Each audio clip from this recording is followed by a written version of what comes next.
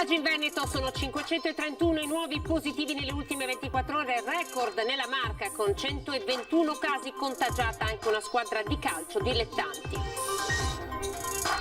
Nuovi focolai nelle case di riposo, alla clinica Villa Salus di Mestre, poi aziende, scuole e famiglie, tamponi a raffica per individuare e isolare i contatti. Scattato oggi l'obbligo di indossare la mascherina anche all'aperto, la maggior parte dei veneti si adegua ed approva la misura, ora dicono servono i controlli. Tragedia sul lavoro stamane a Cerea nel Veronese, un agricoltore di 86 anni è morto schiacciato dal trattore che stava guidando, vani sono stati i soccorsi.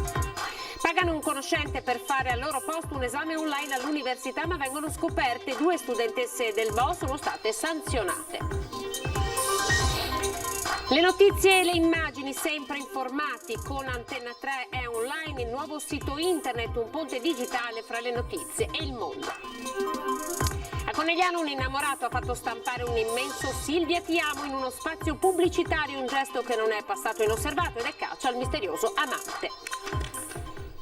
Ben ritrovati, buonasera, questa è l'informazione regionale, il TG del Veneto e apriamo come sempre facendovi vedere anche alla luce del titolo di apertura che abbiamo scelto in questa edizione la nuova conta dei contagi, perché i numeri si stanno alzando e sono 531 i nuovi contagiati in Veneto nelle ultime 24 ore, la tabella che state vedendo in questo momento che racconta di 196 nuovi casi si riferisce alle ultime 12 ore, quindi vanno aggiunti i 335 di questa mattina del bollettino pubblicato alle 8. Ci sono 3 nuovi decessi e sono 2 persone decedute in ospedale nel Veronese e una nel Rodigino. Avete visto il totale dei casi positivi provincia per provincia, li scorriamo brevemente. Nelle ultime 12 ore 48 nel Padovano, 34 nel Trevigiano, 16 nel Veneziano, 45 nel Veronese, 16 nel Vicentino, 42 nel Bellunese e meno un caso, quindi il tampone che è stato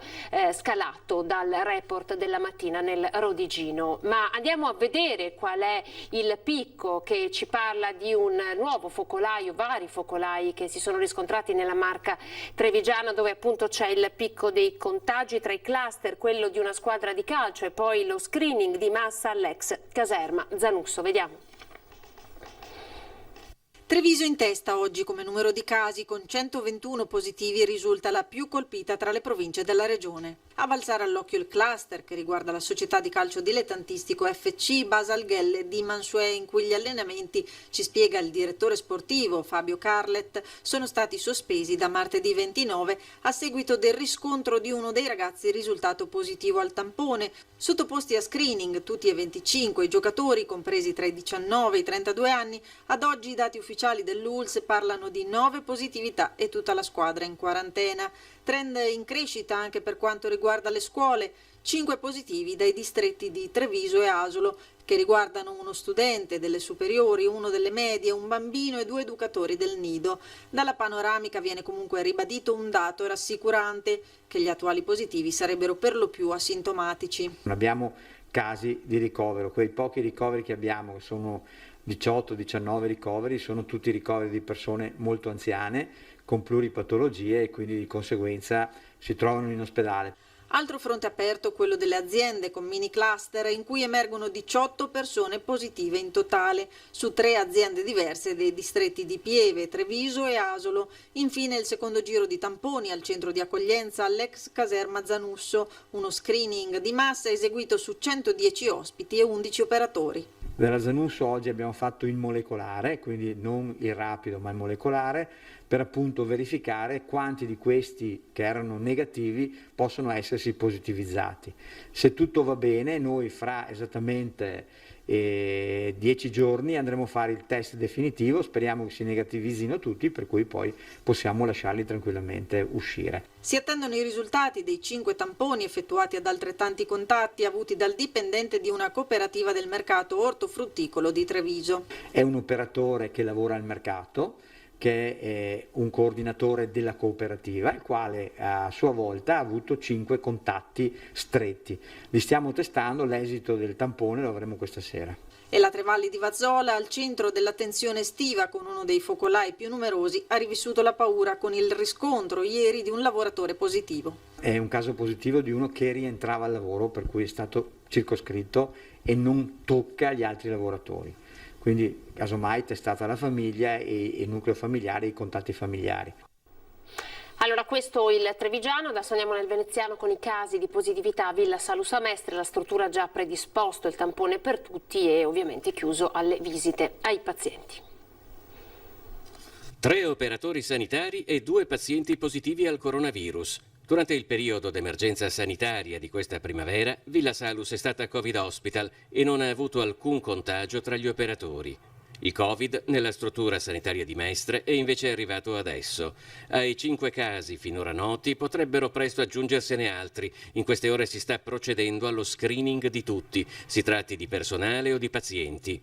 Un'attività di controllo che in realtà c'è sempre stata e non a caso le positività sono state riscontrate durante lo screening periodico a cui sono stati sottoposti i dipendenti come da disciplinare. I test disposti dopo la scoperta dei 3 casi di coronavirus hanno individuato un paio di pazienti positivi al tampone che sono stati messi subito in isolamento. L'attività sanitaria e ambulatoriale nel frattempo sono rimaste regolari, mentre a Villa Salus sono sospese in via precauzionale le visite ai parenti ricoverati. E si è esteso il contagio invece nelle case di riposo del Vicentino, il secondo focolaio dopo Sarego, adesso c'è Montecchio Maggiore. Abbiamo 82 persone che sono positive, ci sono 15 operatori tra questi e 2 persone sono ricoverate ma con sintomi non preoccupanti, come pure quelli che sono all'interno della casa di riposo hanno quelli malati, quelli che hanno sintomi, hanno della febbre leggera. La maggior parte, la stragrande quantità delle persone contagiate non ha nessun sintomo, è asintomatica. Questa è la situazione all'IPAB di Montecchio Maggiore, dove il focolaio Covid si è esteso e dove si conterebbe anche una vittima. Quando parliamo di una persona 95enne con pluripatologie, pacemaker, che ha contratto il Covid ed è deceduta, è difficile dire che è morta da Covid. Il virus non è mai andato via e forse l'illusione che ci eravamo fatti durante il periodo estivo che si fosse dileguato non è così, purtroppo. È riuscito ad entrare in una struttura che è particolarmente controllata. Ed infatti in primavera, con misure particolarmente restrittive, la Pieve orgogliosamente era passata indenne alla prima ondata della pandemia. L'esperienza maturata consente ora di gestire con competenza anche questa difficile situazione. Gestiamo possibilmente tutti qui perché gli anziani stanno bene, non è un dramma trasportarli in ospedale. È chiaro che se qualcuno si aggrava viene trasferito in ospedale perché alcuni farmaci vengono somministrati solo in ospedale. Al momento, come dico, siamo organizzati per tenerli qui. Mi sento di dire che abbiamo la situazione in mano. Preoccupato sì, però diciamo che le azioni che mettiamo in campo sono quelle di contenere il più possibile e vediamo che siamo supportati in maniera esemplare appunto dai tecnici, dall'USL, dai medici di base e quant'altro. Adesso c'è una rete veramente straordinaria. A proposito di medici di base, si sono offerti, quindi l'adesione è stata massiccia nella provincia di Padova, medici di base e pediatri disposti a effettuare i test rapidi all'interno dei loro ambulatori. 7 minuti per avere il risultato, un test che può essere eseguito in totale sicurezza per il paziente e per il medico. Una percentuale altissima di medici hanno già aderito a eseguire i tamponi rapidi di persona. In meno di 24 ore, quindi siamo ancora all'inizio della cosa, hanno già accettato più di 150 medici, 500. Medici e pediatri? No, questi sono medici.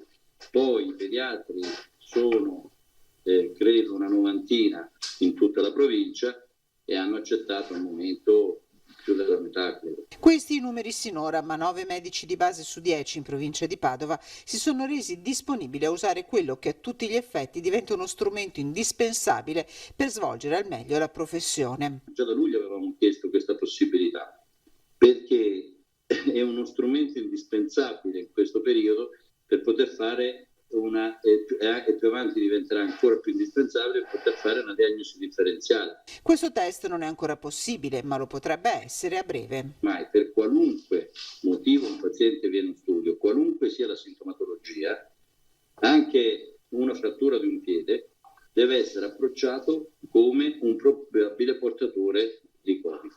La cosa importante è che un paziente non stia troppo nello studio, che non abbia contatti senza mascherine, cioè quelle cose che ormai devono diventare quotidianità.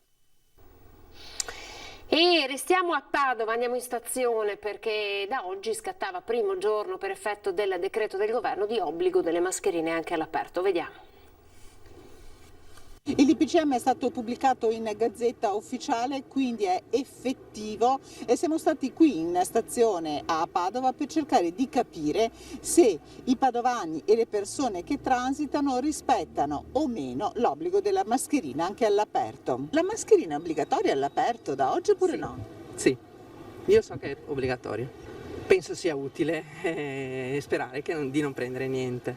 Sì. Siamo molto scrupolosi per il bene nostro e degli altri. Ecco, ne stavamo parlando proprio adesso. Lei cosa ritiene che sia stata una misura corretta? Molto, sì. Sì, le troviamo civile, diciamo. Per la salvaguardia nostra e degli altri. Io temo anche la vicinanza con le altre persone, forse sono esagerata, ma è meglio prevenire. Il momento è questo e dobbiamo adattare. Questo dobbiamo accettarlo. All'esterno e all'interno, per motivi di lavoro, lo utilizziamo. La mettiamo anche bene perché deve stare sopra il naso e quindi prendiamo questa disposizione ministeriale finché non sarà finita questa emergenza. E poi effetto telecamera, c'è chi ricorda subito l'obbligo. Sì, è obbligatoria. Sì. Stava parlando al telefono prima. Esatto. Quando si corre in bici, ha capito come funziona? Secondo me no, non serve, non si usa. E neanche se fai un sport all'aperto. Ci sono giovani molto responsabili come queste ragazze che, non essendo congiunte, raccontano di aver tenuto la mascherina all'aperto anche nei giorni scorsi. A qualcuno invece il nuovo decreto è sfuggito. Io mi sono tolta il problema perché sono già stata positiva, quindi però per tutti sì, secondo me sì. Anche all'aperto, magari quando ci sono troppi assembramenti, tipo in quel caso là sì, così no. Morto a 86 anni in un incidente sul lavoro, siamo in provincia di Verona, stiamo parlando di un agricoltore, l'uomo alla guida di un trattore per cause che sono ancora in corso di accertamento da parte dei carabinieri si è ribaltato restando schiacciato sotto il mezzo agricolo. Inutili sono stati i soccorsi dei sanitari del 118 per rimuovere il trattore e liberare il corpo dell'anziano agricoltore. È stato necessario appunto l'intervento dei pompieri con le foto che ci hanno inviato e che state vedendo in questo momento. E questa mattina c'è stato a Venezia un vertice tra Save e l'aeroporto Canova di Treviso con il presidente che ha garantito al sindaco Mario Conte che lo scalo riaprirà ma solo quando ci saranno le condizioni e la sostenibilità economica. Sentiamo. Il problema non è aprire l'aeroporto, il problema è far arrivare i passeggeri. Appena arriveranno i passeggeri apriremo l'aeroporto. E questo non dipende purtroppo da noi, dipende da come andranno i casi in Italia, quale sarà l'escalation dell'epidemia. Non gira attorno al nocciolo della questione il presidente di Save Enrico Marchi. La chiusura dell'aeroporto di Treviso non è questione di chissà quale impedimento, ma semplicemente e drammaticamente di sostenibilità delle spese. Al momento la certezza è il crollo del volume di passeggeri. A Venezia meno 65% in agosto, dato peggiorato al 73% in settembre, mentre in questa prima settimana di ottobre sono 9 al giorno i voli che da Treviso sono stati trasferiti al Marco Polo. Con questi numeri è impossibile per Save pensare di riaprire il Canova.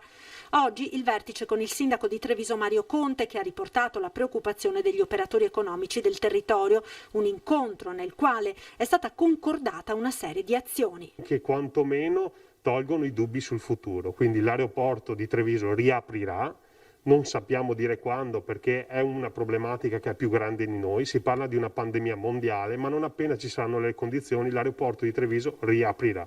E per dar conferma di questo, Save si è resa disponibile ad anticipare anche degli investimenti, come quello legato alla realizzazione della passerella sulla Noalese e ha confermato anche l'investimento da 54 milioni, tra l'altro avendolo inserito nel Recovery Fund richiesto al governo. Save ha quindi rassicurato sull'intenzione di riaprire lo scalo non appena ci saranno le condizioni di sostenibilità. Per questo ci siamo anche detti pronti a estrapolare dal piano via le iniziative che si possono intraprendere e cominciare i cantieri, se fosse possibile, cominciare i cantieri di alcuni investimenti. Il Comune ha anche chiesto a Save la disponibilità futura a rendere il Canova una base per Ryanair. Anche da questo punto di vista ho trovato la disponibilità del Presidente Marchi a dialogare con Ryanair per creare questa opportunità straordinaria per il nostro territorio. A proposito di cantiere, parliamo di Pedemontana. La notizia dell'ultima ora dice che la Procura di Vicenza ha emesso il decreto di dissequestro relativo al fermo cantiere operato in Pedemontana sulla canna sud, lato Castel Gomberto, avvenuto nel 2017 per un cedimento di un fronte di escavazione in prossimità del torrente della Poscola. Lo rileva la Regione Veneto in una nota nella quale si ricorda che invece dall'altra parte, lungo la canna nord, si è sempre continuato a scavare. Per la Regione Veneto la decisione è molto importante per l'avanzamento dei lavori della Pedemontana, perché il lato Vicenza spiega è il più lento per il tipo di lavorazioni, per quello pertanto è necessario coprire il ritardo che è stato accumulato fino a questo momento. Adesso andiamo all'università con una notizia che arriva da Padova, il caso di 2 ragazze che pagano un conoscente per fare al loro posto un esame online appunto all'università, ma sono state scoperte.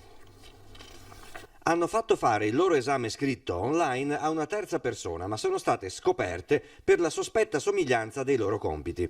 2 studentesse del BO hanno visto invalidata la loro prova d'esame a distanza dopo che il docente le ha chiamate a sottoporsi a una interrogazione orale per confermare quanto scritto nel testo inviato da casa.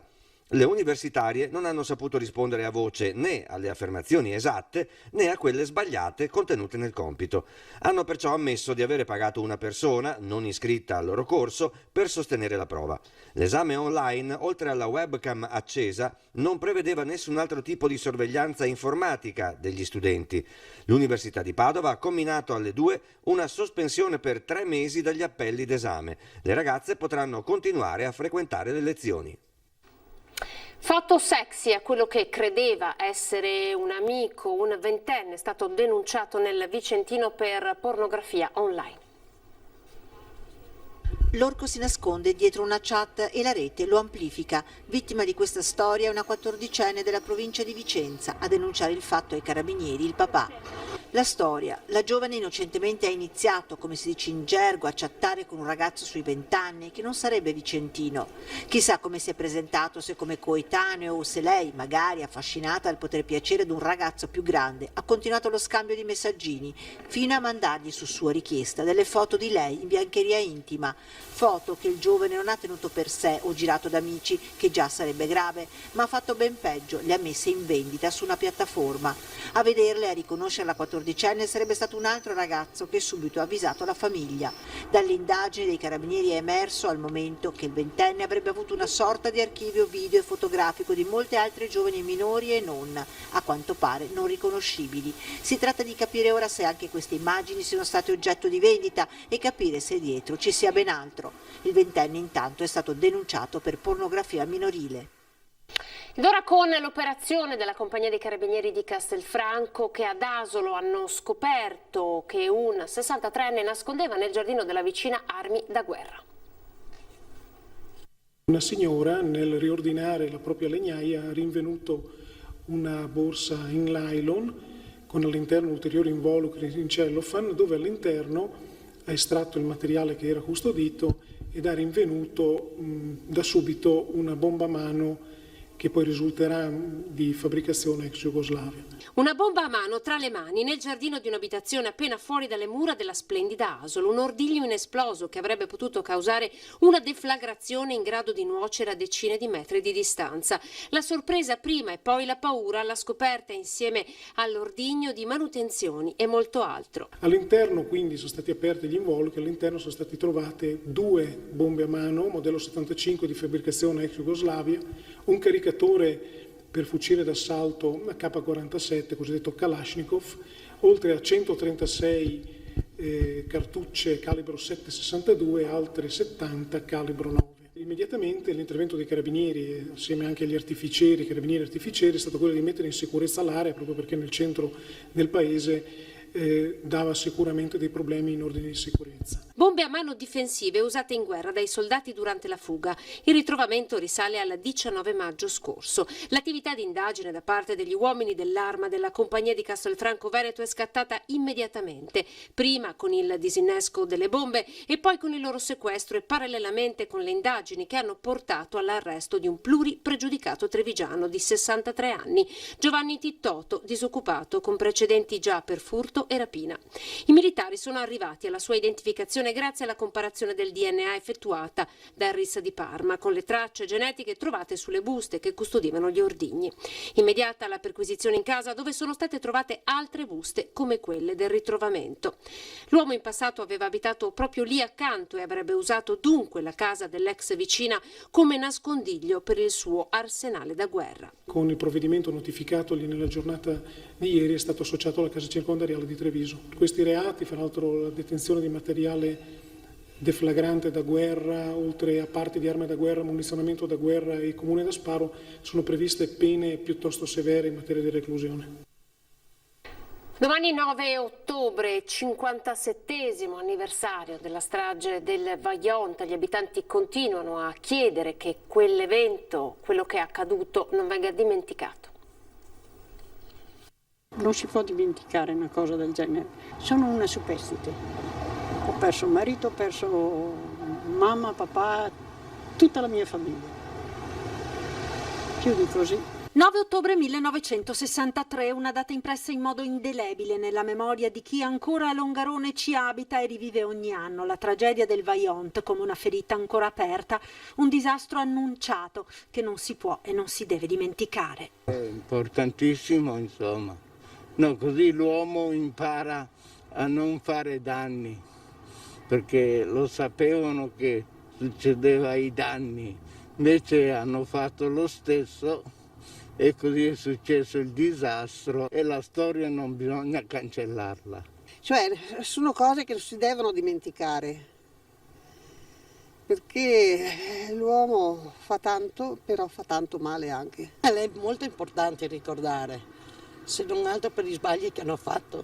Tutti i ricordi. Mio padre ha perso 51 parenti, dal più piccolo una incinta, uno di 8 mesi, e una nonna di 80 anni. Non si dovrebbe mai dimenticare queste cose qua. Non si devono dimenticare, specialmente quelli che hanno perso tanti parenti, non possono dimenticare. Io mi ricordo perché ero a Zodo, sono venuto giù da Zodo Alto, diciamo, sono venuto per prendere la corriera e la corriera non si è fermata, che dovevo venire il primo giorno di scuola e dopo ho saputo che era successo quello che era successo. Mi ricordo che alla mattina gente da ospitale mi hanno detto che Longarone era giù a Venezia e dopo mi hanno spiegato anche il perché. I miei amici, i miei cugini, io li ricordo sempre, anche se sono passati tanti anni. Anche perché è provocata, non è che sia venuta tipo terremoto così, questa si sapeva già noi che eravamo su là, che quando andavamo a falciare erano tutte le righe sui prati che facevano i prati si aprivano e allora non è giusto, secondo me si sapeva e allora è giusto anche che si ricordi. Ormai i vecchi sono andati, i giovani, però ostia, è stato un evento che qualcuno dice che quella sera sulla zona del Monte Tocla, sotto la frana, gli alberi, da così che sono, erano già così. Vuol dire che era un peso ormai che veniva in giù.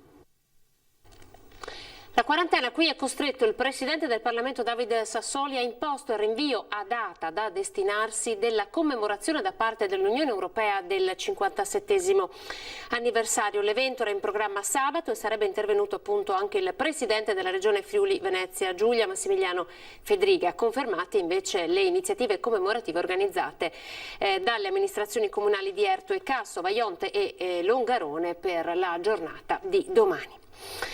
Ed è online il nuovo sito di Antenna 3, un ponte digitale tra voi telespettatori e le notizie. Sempre più vicini, sempre più aggiornati, sempre al passo con i tempi e con le esigenze di chi vuole essere a contatto con le ultime notizie del Veneto. È online il nuovo sito di Antenna 3, un ponte digitale fra le notizie e il mondo, sempre aggiornato e ottimizzato anche per una consultazione veloce dagli smartphone. Il nuovo sito permette una consultazione immediata delle notizie e dei video con i servizi dei telegiornali di Antenna 3. Questa dinamica è resa possibile da un nuovissimo motore di ricerca delle parole e dei temi su cui si basano le notizie del sito. Ma la pagina web è strutturata anche per consentire un passaggio diretto al live dal canale televisivo, per rimanere sempre aggiornati anche nelle edizioni straordinarie con tutte le produzioni di Media Nord-Est. Ancora una volta Antenna 3 è vicina ai veneti, ovunque essi siano, per informarli di quanto accade nella nostra regione nel momento stesso in cui nascono le notizie e per consentire loro di comprendere al meglio queste notizie con i telegiornali e le trasmissioni di approfondimento. Con l'autorevolezza di sempre, con l'attendibilità che ci contraddistingue, ancora una volta primi nell'essere vicini alle persone. Dalla televisione al web, sempre con Media Nord-Est.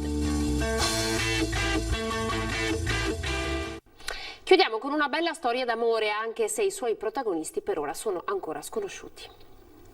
È lei Silvia? No, non sono la famosa Silvia del cartellone. Silvia ti amo è la gigantesca scritta che è apparsa in un cartellone pubblicitario alle porte di Conegliano. Ed ora nella città del Cima tutti cercano di capire chi è la donna e chi sia il suo innamorato. La curiosità è tanta, nei negozi del centro storico e nei bar non si parla d'altro. È lei Silvia? No, purtroppo no, non sono io. Anche se ne parla, la gente qui al bar si chiede sempre chi può essere questa Silvia, ma ancora non si hanno notizie ufficiali. Le supposizioni su chi sia la donna sono diverse. Molto probabilmente, come ipotizzano in tanti, è che Silvia viva nel quartiere o che percorra quella strada tutti i giorni per andare a lavorare nella vicina zona industriale. Il mistero si infittisce ulteriormente sulla persona che si sarebbe invaghita della ragazza. L'ipotesi non confermata che gira in città è che si tratti di un uomo politico molto conosciuto a livello nazionale. L'immensa dichiarazione d'amore misura 6 metri per 3. In basso a sinistra è visibile anche un hashtag di cui non si conosce il significato. Ci sono 1000 modi per dire ti amo ed è sempre bello sentirselo dire. La dedica d'amore però non piace a tante donne. Chissà se l'innamorato avrà lo stesso fatto centro nel cuore della sua amata. È un gesto d'amore che lei apprezza? Ma io sono più per la quotidianità. Io sono più per i gesti concreti, più che grandi scritte d'amore, insomma, non so se si deve far perdonare qualcosa. Per altri, anche se il gesto è ritenuto esagerato, è comunque apprezzabile perché fondamentalmente romantico. Penso che sia stato molto romantico da parte sua. Proprio perché il romanticismo ormai in quest'era del XXI secolo non esiste praticamente più. E almeno fa vedere che l'amore esiste e l'amore c'è ancora. Chiudiamo così, grazie per essere stati con noi, adesso le previsioni del tempo, arrivederci.